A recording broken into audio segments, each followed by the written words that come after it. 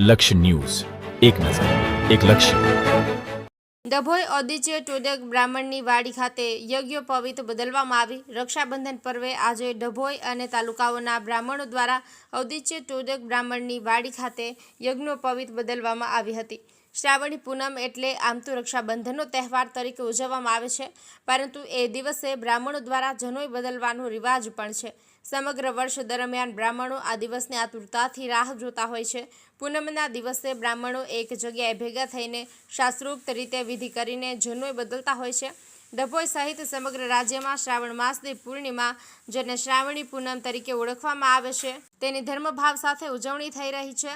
આ અવસર પર બ્રાહ્મણ સમાજ દ્વારા પરંપરાગત સમાજમાં જનોઈ બદલવાની વિધિ કરવામાં આવે છે. શ્રાવણી પૂનમના દિવસે વહેલી સવારે નદી, તળાવ અથવા ઘરમાં પવિત્ર સ્નાન કર્યા બાદ ગાયત્રી માતા તથા ઋષિ મુનિઓની પૂજા કરીને મંત્રોચ્ચાર સાથે જૂની જનોઈ ઉતારી પીપળા કે નદીમાં વિસર્જિત કરવામાં આવે છે. ત્યારબાદ નવા જનોઈ ધારણ કરી ગાયત્રી મંત્રનો જાપ કરવામાં આવે છે.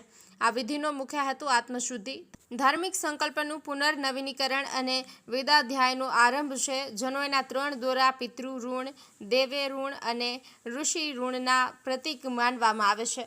વિધિ પૂર્ણ થયા બાદ બ્રાહ્મણ ભોજન, અન્નદાન અને ગરીબોને દાન આપવા જેવી ધાર્મિક પ્રવૃત્તિઓ પણ કરવામાં આવે છે. આ પ્રસંગે સમાજના વડીલો અને પંડિતજીઓએ શ્રાવણી પૂનમને આધ્યાત્મિક ઉર્જા પ્રાપ્ત કરવાનો મુખ્ય અવસર ગણાવી યુવા પેઢીને પરંપરાગત જાળવવા માટે પ્રેરણા આપી હતી. નિરંજન ચૌહાણ, ડભોઈ. ગાયત્રી માત કી જય. યજ્ઞોપવિતમ પરમમ પવિત્રમ.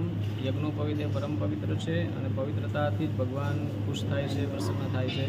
અને બ્રાહ્મણો માટે આજનો દિવસ યજ્ઞોપવિત એમનું આભૂષણ છે અને એ આભૂષણને યોગ્ય ક્રિયા દ્વારા કે દેવ, ઋષિ, મનુષ્ય અને પિતૃ તર્પણ દ્વારા એ આભૂષણને ધારણ કરવાનો ઉત્તમ દિવસ એટલે શ્રાવણ સુદ પૂર્ણિમા, કે જે દર્ભાવતી નામની પરમ પવિત્ર નગરીનો ઉત્સાહપૂર્વક અહીંયા બધા ભેગા થઈને આ શ્રાવણી કર્મ, આ બળેવ કર્મનું ખૂબ ઉત્તમપૂર્વક, શાસ્ત્રોક્તપૂર્વક અને ઉત્સાહપૂર્વક બધા ભેગા થઈને અહીંયા યજ્ઞોપવિત ધારણ કર્યું છે.